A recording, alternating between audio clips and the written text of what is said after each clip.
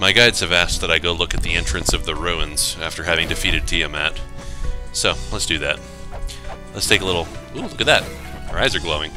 Let's take a little victory procession up to the mouth of the entrance of the... whatever,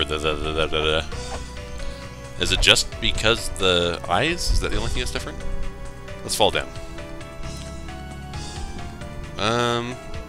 Yeah, so far so much the same. So, yeah, already looked at that.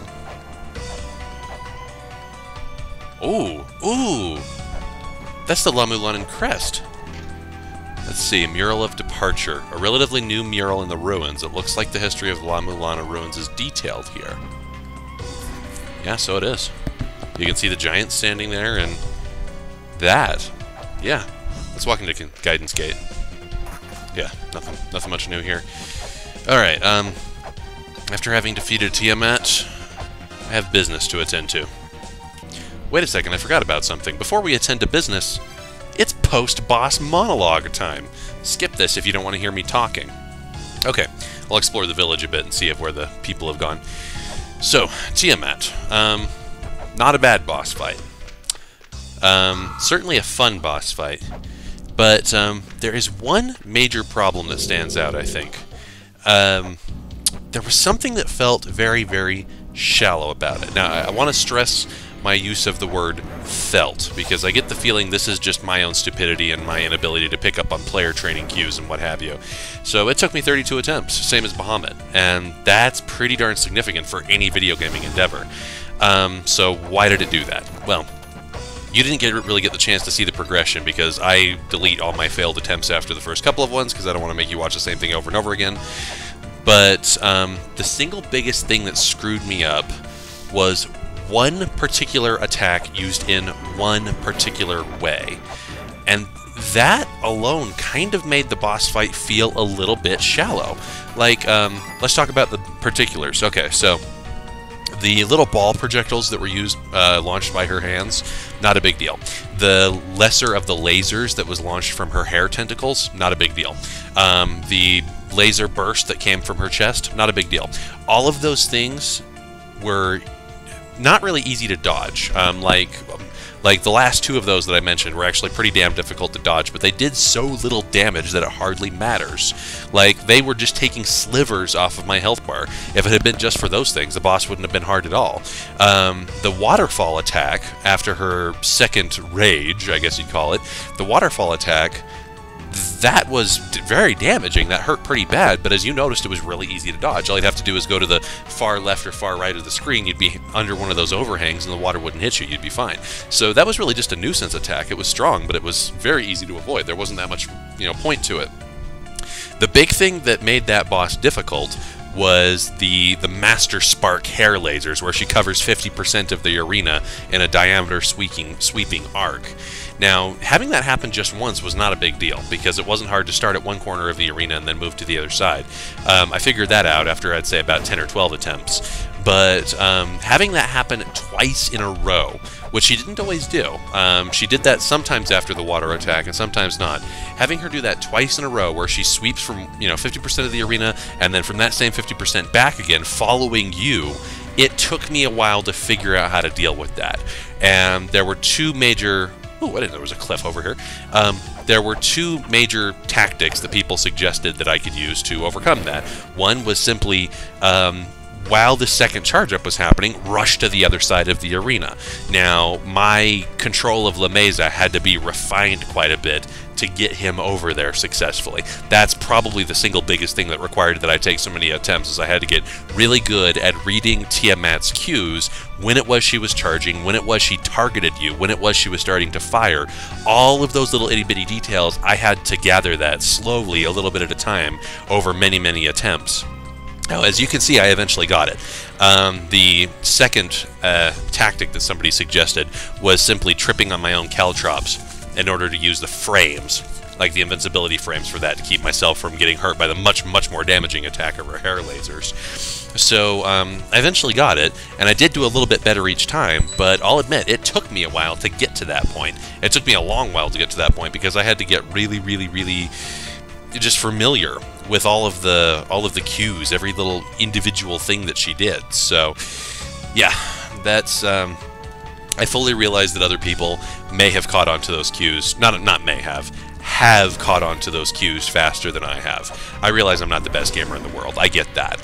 But I'm not here to show people how it's done, like, in a super expert sense of, oh, look, I can go through Tiamat in 5 seconds without getting hit once, blah, blah, blah.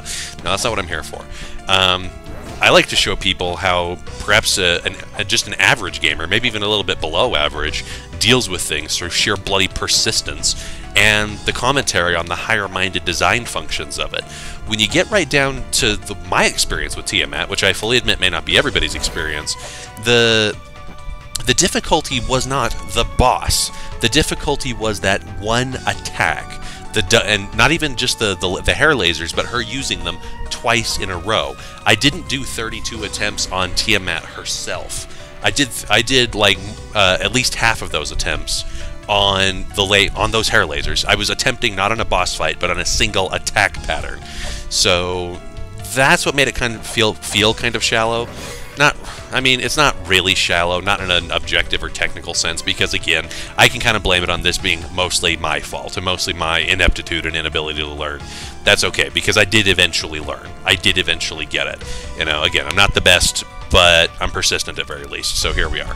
Alright, so that's Tiamat. Now I'm going to go ahead and tackle the other business I was talking about. Tiamat's dead. There's no reason why not.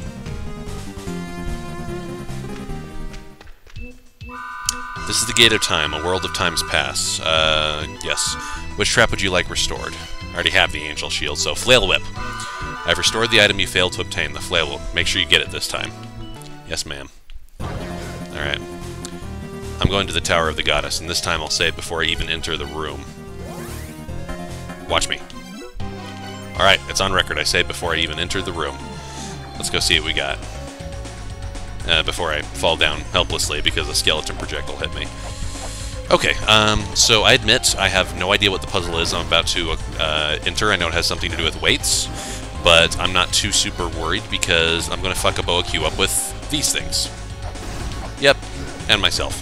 But I have just saved before that. I will not save over it. Here we go. Oh, fucking hell, come on. Jumping hard, erg. Alright, here we go. Now let's just experiment with it on camera. Those who seek power, blah, blah, blah, blah, blah. Okay. So, yeah, just random stuff here. Again, I'm not going to save, so it doesn't really matter. Aha, these are the different gemstones. I have to figure out their weights, I think. And then also my own weight. What the hell is that thing?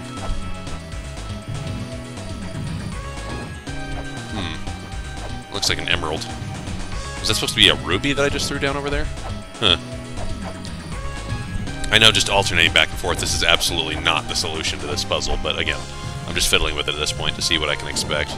No, that'd be the ruby. That, I think, would be a sapphire. I think.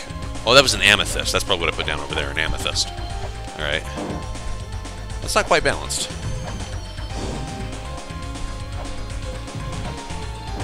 Yep. Pretty sure I've screwed this up pretty royally. Not seeing it. Let's just put a weight over here so we get... Yep, okay. So I've got to figure out the weight values of these things. God, that sounds like a pain in the ass. Dear viewers, please allow me to share something.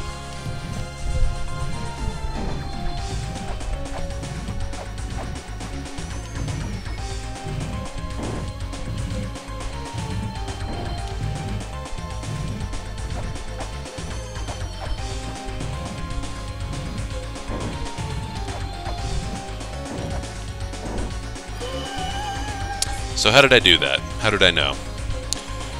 Did I go to all of the rooms throughout the entirety of La-Mulana, scumming the hints up from every tablet, trying to figure out the numerical weight value of the different gems, balancing the math one after another, going through whatever super complicated mathematical formula? No. I looked it up on the wiki. But I'm not going to take it. Not unless by consensus you tell me to. I'm serious. If it comes down to the point of having to go through all of that labor and all of that trouble to go through another fucking obtuse puzzle, can't be bothered. If people by consensus are going to require me to do that in order to enjoy this weapon, I will skip it. I'm not going to do it. So, I'm going to put this video up, just as a short one, and ask you, would you like me to take this whip, basically having cheated to get it, because I looked up the solution on a wiki, and really, I'm too fucking angry at this game, and every single goddamn bullshit ass thing it's done to me, to treat it fairly. Would you like me to have the whip under those conditions, or would you prefer me not to? I'm not saying this to be facetious or sarcastic or mean. I actually want to know. Please tell me. I won't take this unless you tell me I can.